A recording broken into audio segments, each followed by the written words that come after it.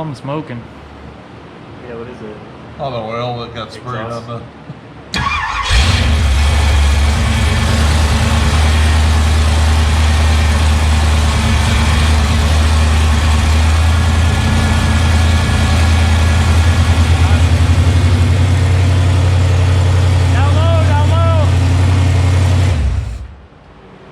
Fucking leaking down low. Your radiator hose is leaking. Okay, grab that. Grab that. Oh, whatever. Too far. It's the lower radiator hose. So here we are. The first Sunday of March. About to start the engine again soon enough. We spent all too long messing with the shifter cable. Got melted. Yeah, it got melted, so the inside... Poor routing. Somebody here decided to put it right by the headers. Somebody with long hair. Your hair's not that long. I didn't put it by the headers. You're the one who put it in. You're like, hey, You're the one who... how's this rated? How's this shield rated? And I was like, I don't know, it's supposed to be good. And you're like, all right, sounds good enough for me. Vividly remember it. I don't remember. But I trusted you. I'd have to see the replay. All right, so yeah, now we're about to start it up again. We just checked the clearance of making sure that something isn't going to be rubbing against the steering, I guess. Messing with timing, the degrees and whatnot, so here we go.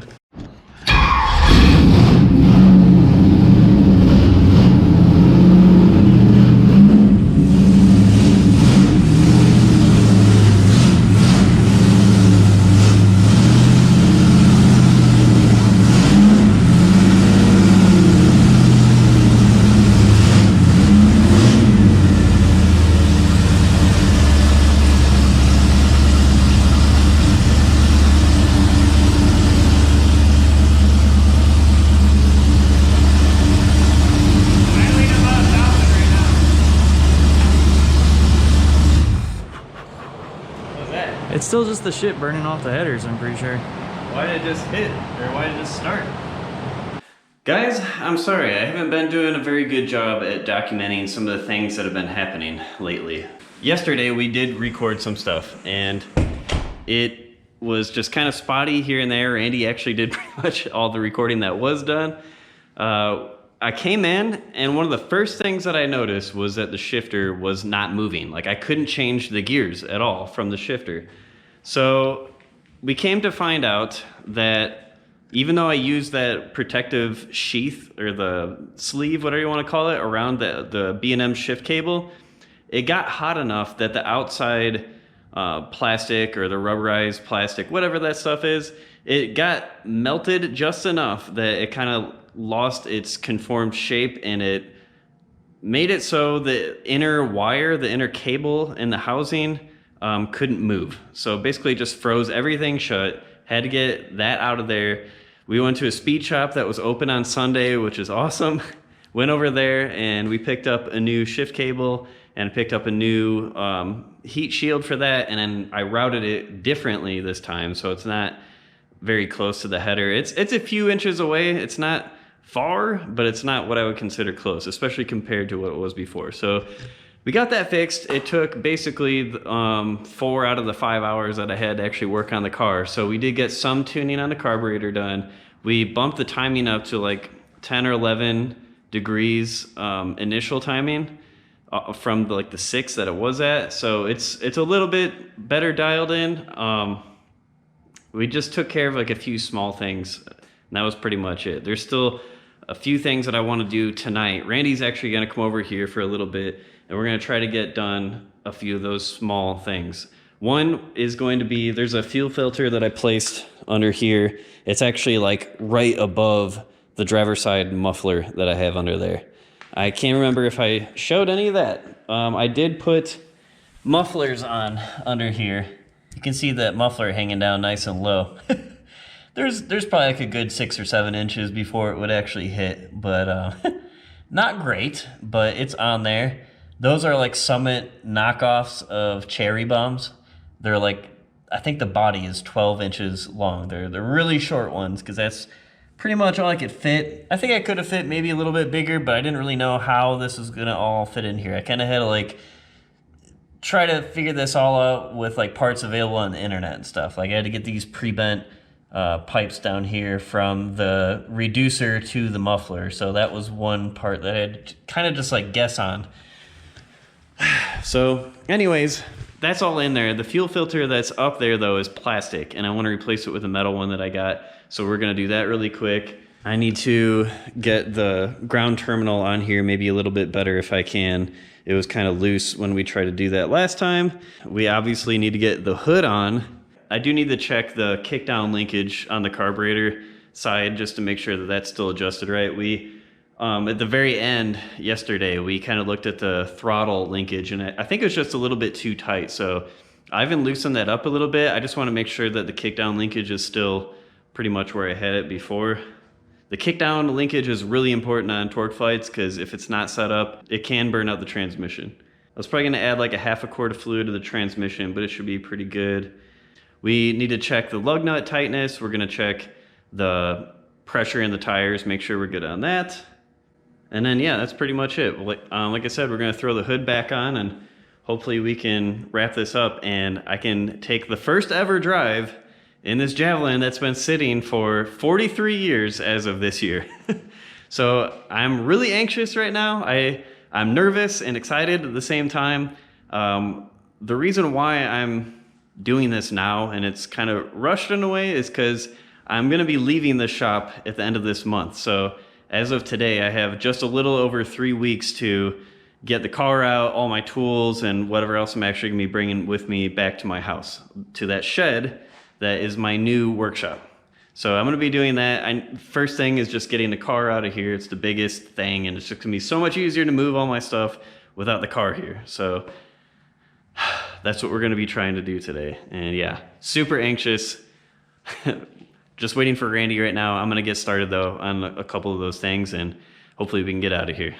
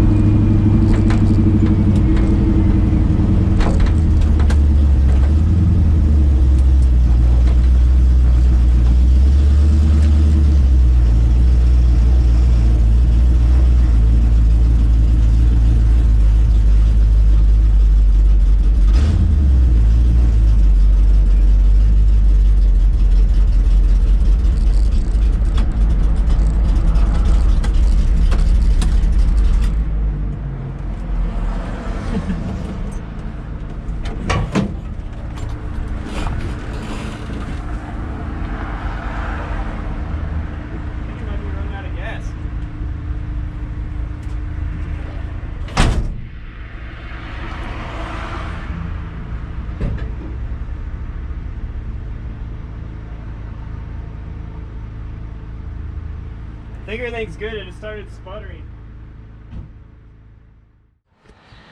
All right, guys. Well, I got the car back home.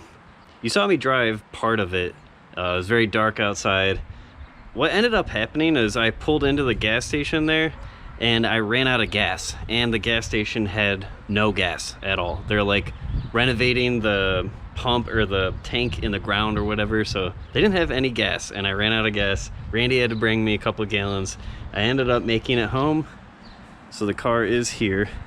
But I have a few issues. As I was driving home, it kept wanting to cut out as I came to a stop, and I later realized that part of that was because of my throttle adjustment. Essentially what happened, or what I realized happened, is there's a throttle linkage here. It's a low car cable. I had this a little too tight. There's too much tension on the cable for the throttle, so it was actually holding it open just a little bit. I don't know how much exactly, but it wasn't allowing it to close all the way. So we did all the adjustments with, I don't know, like 5% throttle or something. So at the very end, Ivan realized that that's what was happening though, and he loosened it. So then now it's idling much lower, and I just haven't had a chance to fix that problem just yet. But it's not a big issue, and I can take care of that, I think. This is actually several days later, now that I have this back home and everything, and I'm finally able to kind of catch you up on what happened. I've been really bad about recording everything. It's just been a mad dash between getting this car to my house and getting my shed ready. I've actually been packing a lot of stuff from my shop that you've seen on the past, like, you know, 30 videos or whatever, and I am getting everything over here, and I'm gonna get it all loaded in hopefully this weekend, so then I can kind of get started on doing more stuff with the car. The other issue that I had,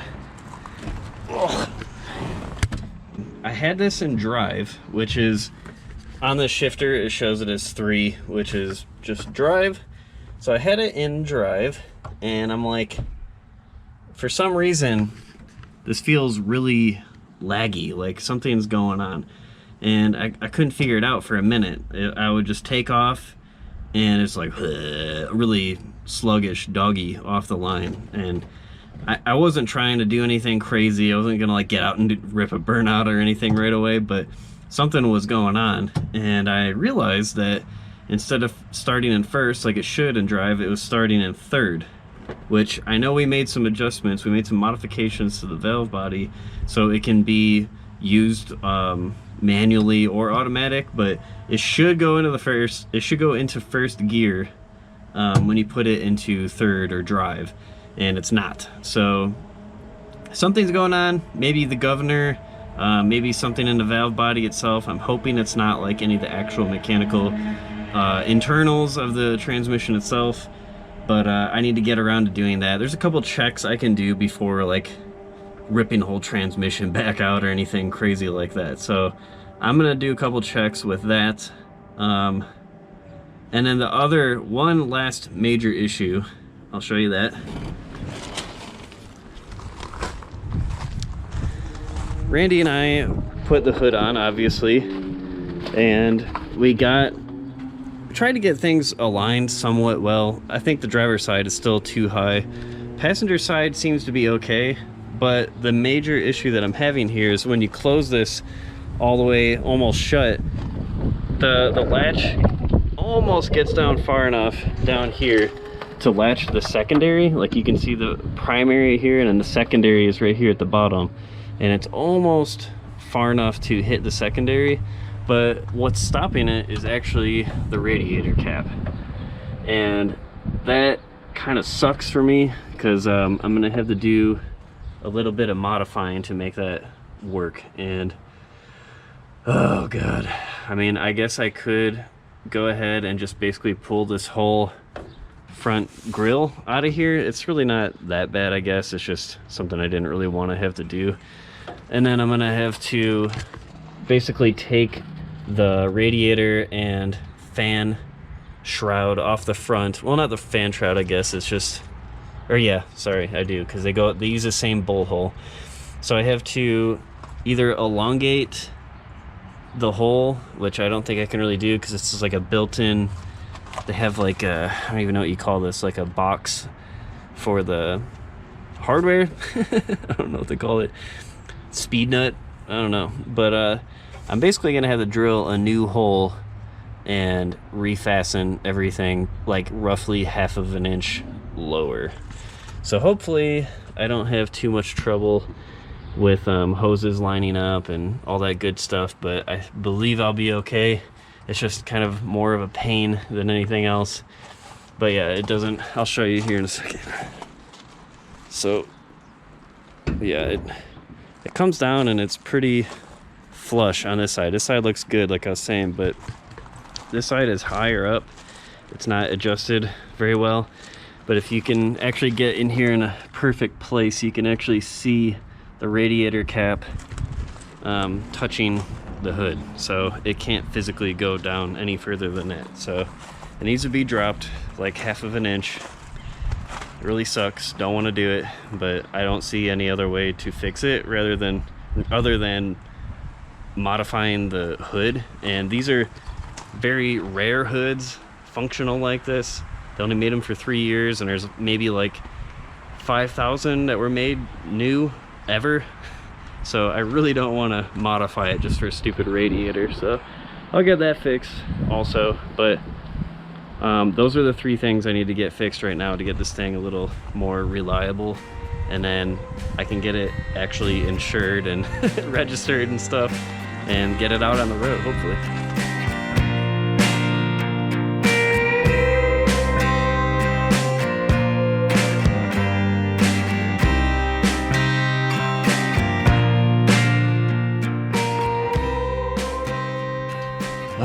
Guys, there's just been so much going on with the Javelin. So much, but so little at the same time. I've been kind of fighting a lot of these issues that are going on here. Let's see. I got a little bit of the list going here. My dry erase board. So I'm going to be referencing that just a little bit here. You may have caught a peek at some of the things that are on there. Some of the things that I had to do were not a big deal. Some of them are continuing to be a problem. One of the first things that I knew was going to be a problem was the radiator. Got the radiator in at the old shop and things were just not closing properly. I thought it had to do with just the hood latch, but it turned out to be more than that. The radiator was sitting up too high in the radiator support, and the cap sat even higher than that, and when you try to close the hood down on it, it basically was just hitting the radiator cap. So I had to take everything out, the radiator, fans, all that stuff, and I basically had to drill out or slot out the holes that they mount to and drop it almost 1/2 inch to get the proper clearance. And I'm still not entirely sure I have enough clearance, but I got it good. I got it fixed. So I mean, it's latching all the way, so I guess it's fixed. But also, when I took the radiator out, I had to fix one of the fans. There's some really crappy wiring that goes into the fans, and it just pulled out. It pulled out of the housing, so I had to find a new one. I had to go through a bunch of crap with the radiator company. I have a video up about that if you want to see that whole debacle, but I ended up getting that replaced at the same time I was dropping the radiator lower into the support.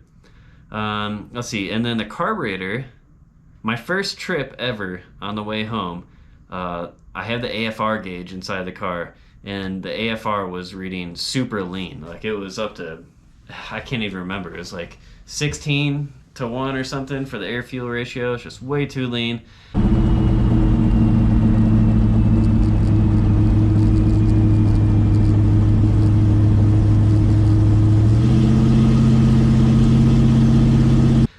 So I ended up getting new jets for that. I sized up 3 jet sizes on the primaries, 4 on the secondary, and as far as I can tell, it's okay, but I haven't really been able to drive it a whole lot, as you could probably guess.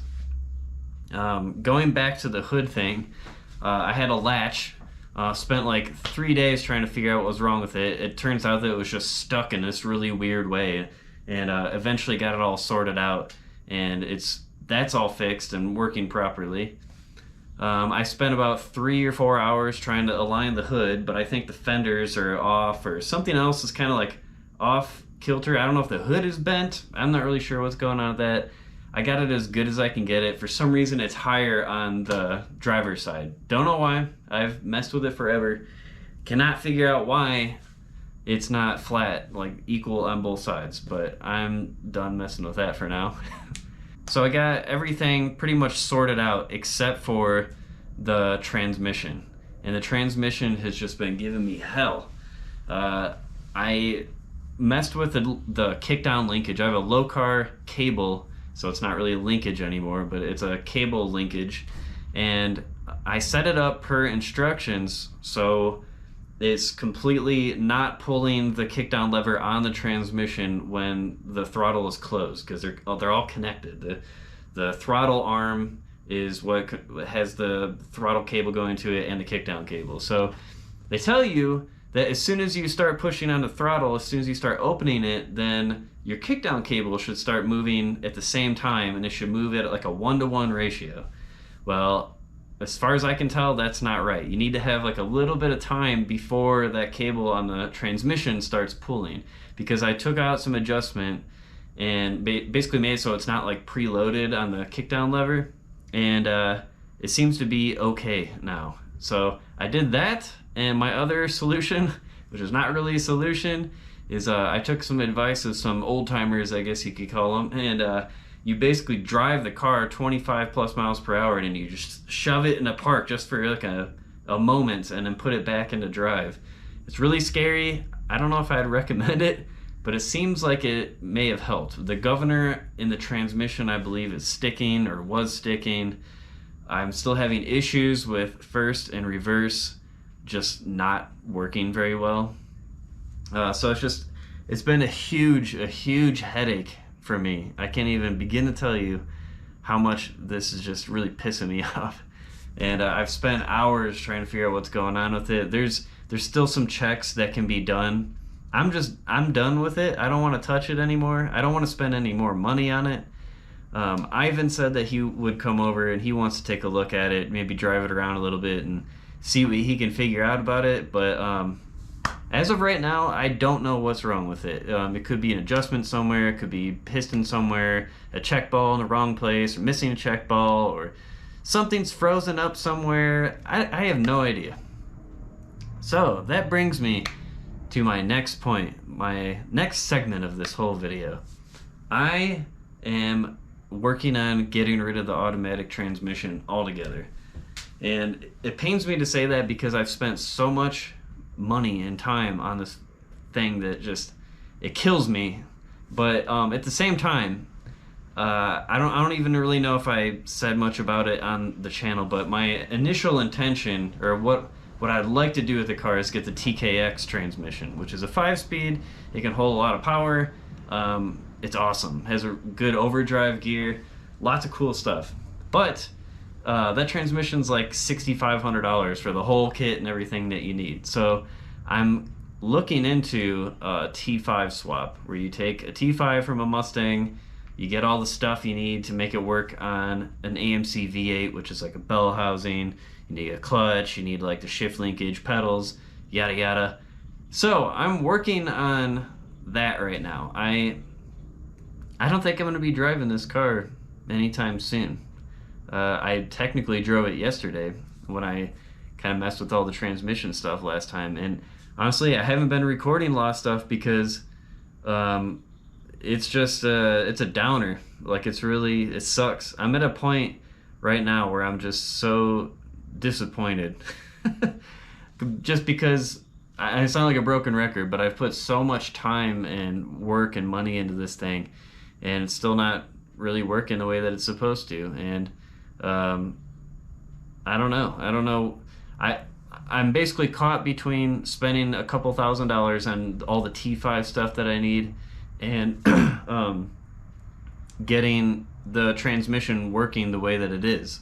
And I know that I can go to a transmission shop and just throw money at them and they'll get this thing working, but I'm at a point right now, at least, where I just don't want to spend any more money on it. I've spent at least like $500 or $600 on parts, like the rebuild stuff, like the pan, and then you have the converter, which was like $550. Like I've spent easily $1,200 or more on this transmission, and my goal was hopefully to just get this thing like a basic rebuild and be good, and I could drive the car. I didn't really want to spend a ton of money. Thankfully, I got my shifter for free when I got that, the killed off shifter. I love the shifter that's in it too. I'm really sad that I'm not going to be able to use it if I go to a 5-speed, but there's just so many advantages of the 5-speed. Of course, I'd have to build it up at some point because they're not super strong. They're not known for being strong transmissions, but they have overdrive, so I can actually drive and go down the highway and stuff and not be going like 3,500 RPM at 70 miles per hour. So there's definitely some pros to it, and I really think that that's the way that I'm gonna go. I'm just tired of messing with this transmission. Before I had this car even, I had a green 74 Javelin. It had a 998 transmission, which is just a different variant of this same torque flight, and I had problems with that too. Had to get it rebuilt, spent tons of money on it. I'm just over torque flights and the kickdown linkage crap and just adjustments being out of whack and everything. I'm tired of it. I wanted a manual transmission in the first place, so I think that that's what I'm gonna do. I'm well on my way to getting all the parts that I need for this manual swap. Things are going kind of quick now. Now that I've made the decision finally to just move forward with the manual swap, it's really moving. So I finally got some of the first pieces that I bought / ordered. I got such an amazing deal on this, and I think that I can't remember the guy's last name, but his name is Jeff, pretty sure, and he hooked me up with these. I don't think that these are technically from a Javelin. I believe they're from like a smaller car, like a Gremlin or maybe a Spirit. But the only difference that I know of is that the pedals themselves are a little bit smaller. But I actually have the rubber mats or whatever you call them, the pads, and I'm just gonna use like some kind of adhesive. I'm just gonna put the bigger pads on here, and you know, nobody will be able to tell the difference. As long as there's not a huge overhang or anything, I don't think it's gonna make too much of a difference. But anyways, I got a super awesome deal on this. Pretty much just had to pay for shipping for these, which is amazing because I was expecting to have to pay $200 or more just for this. All you have to do is take the brake lever out, the one that's already in the car, and you basically just put this in its place. I kind of like didn't understand what was all going to be necessary for this assembly and getting it in my car, but there is a couple bushings that I'm going to need, and just a few small things here and there. I went ahead and ordered a lot of the smaller things I think that I'm going to need. Hopefully that's all. I'm kind of waiting for my order to come in. I made an order with a guy named Dave Hurley. He's pretty well known in the AMC community. He has just like a lot of reproduction parts and everything. And he's actually stopping reproduction parts for a lot of the linkage stuff that goes from your pedal to the clutch. So I got lucky. I probably have like the last handful of reproduction parts that's gonna be made, at least by him. So those are on the way. I have a lot of things up in the air right now, but what I'm actually getting ready to do right now is I have my backpack here all set up. Thing's massive. I'm getting it all set up because Randy and I are going to go to the pick and pull that's in the area. I already called ahead. They have a few Mustangs there that are likely candidates to have the transmission that I need. And we're going to go there with a bunch of tools and stuff, and we're going to see if we can get one. It should only cost me $200. That's the price they gave me. So this is working out really well so far.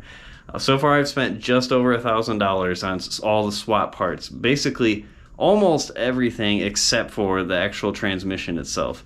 I got a slightly better than OEM clutch, which obviously isn't going to last very long. So there maybe is probably kind of like a limit on how long I should be driving this car around with this crappy clutch. But we'll get there. We're just trying to make this functional, and I just want to make it so I can have fun with the car, you know. So anyways, I'm gonna get all those tools together. I'm gonna show you what I have set up here. Well, that just happened. The bottom of my drawer just gave out a little too much stuff in there apparently. Anywho, I have all this ready to go. I think this is pretty much all I'm going to be bringing with me. I have my drill with the bit in here for sockets. Got my regular 3/8 drive socket with a whatever the hell this is called. I have a couple of I have the long extension and then the not so long extension. I have like some Torx bits and some Allen key bits here. I have a couple metric bits or sockets. Let's see. I have a standard 9/16, which apparently is used, and I have a 15 and a 13 and also a 12. This is all going off of a video that I saw of the removal, basically up to the point where you can actually get the transmission out, just the actual transmission. I'm not worried about the bell housing or anything else, but hopefully that'll be good. I might just bring a couple other sockets just to, just in case. But I have some needle nose pliers, I got some side cutters there, adjustable wrench, like a smaller-ish one, and I got a bigger one here. Regular Phillips and flathead, a really small one of each. I got a little pick here just in case I need that for some reason. A small and medium pry bar, vice grips. I think I'll be good. I have this over here, but I think that's all right. Yeah, I'm gonna grab a couple more sockets just to be on the safe side, but I think this will pretty much cover it. Can't forget this. I think this is gonna be important. I got a feeling.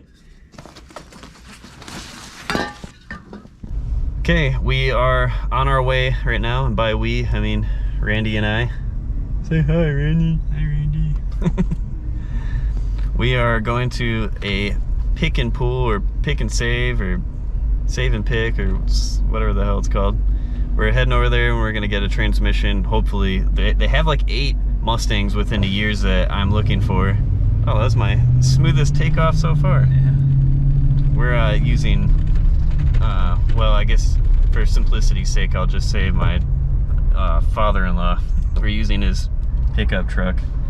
Yeah, anyways, we're heading out. We're gonna go see if we can find the transmission that we need in the car that we're looking for and pluck that thing out of there.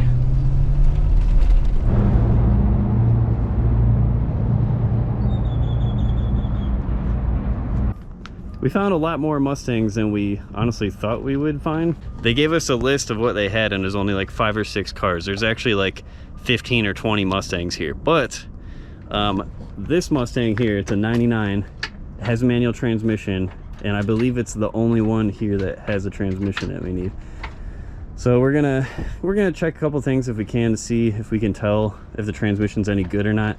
We're basically just gonna change the gears and then see if we can turn the wheels. I don't even know if that'll work, but I mean, really the only way you can check it is to get the whole transmission out and then like turn the input shaft and see if the output shaft is going. But we're just gonna see if we have any kind of luck here. Try to go forward. Is it moving the drive shaft? Or is there a drive shaft connected? I mean, the drive shaft looks like it's up there. Oh, here, go ahead, spin it. But it doesn't look like it's spinning. Well, it could just be because of the posi too. So, I don't know. Check, check, check, microphone check. Okay, so this is pretty much everything right here. All looks good the way it's supposed to be. We try to check gears. It's at least catching on the gears. That's about all we can really determine. We're just spinning the drive shaft. It has a non-posi rear end, so it's impossible to, really check. But yeah, we already got the boot apart up here in the top. I'm just gonna start disconnecting the electronic stuff here. Looks like part of that's already been done, I think. And then we'll get to loosening crossmember stuff and get the drive shaft disconnected. That's gonna have to get done. And we're gonna get this thing out of here. Oh, wow. Well, that was a little more difficult than it had to be, probably. We didn't really have all the proper tools. I had all deep socket sockets, so all deep well sockets, whatever you call them. And it made it really difficult. But we had everything we needed. because we obviously got this thing out. So the transmission is out. Appears to be in decent shape. I did an input shaft check. Sounds like there might be a little bit of slop in there, but I don't really know. I'm not sure if I'm going to go through it ahead of time before we actually put it in a car or not. I mean, that would be the smart thing to do, but that's not what we really tend to do very often. So we'll just see. But I'm also going to grab the drive shaft out of this because I'm going to need this yoke, obviously, but then I need the specific part of the drive shaft here. Probably just going to cut it or whatever, and then get a new drive shaft made and balance and all that good stuff. But we got it out of the car, so we're successful. So that's it for now. I really appreciate you guys watching. Please subscribe, like the video, leave a comment. Man, we're making some progress here, guys. Until next time, later.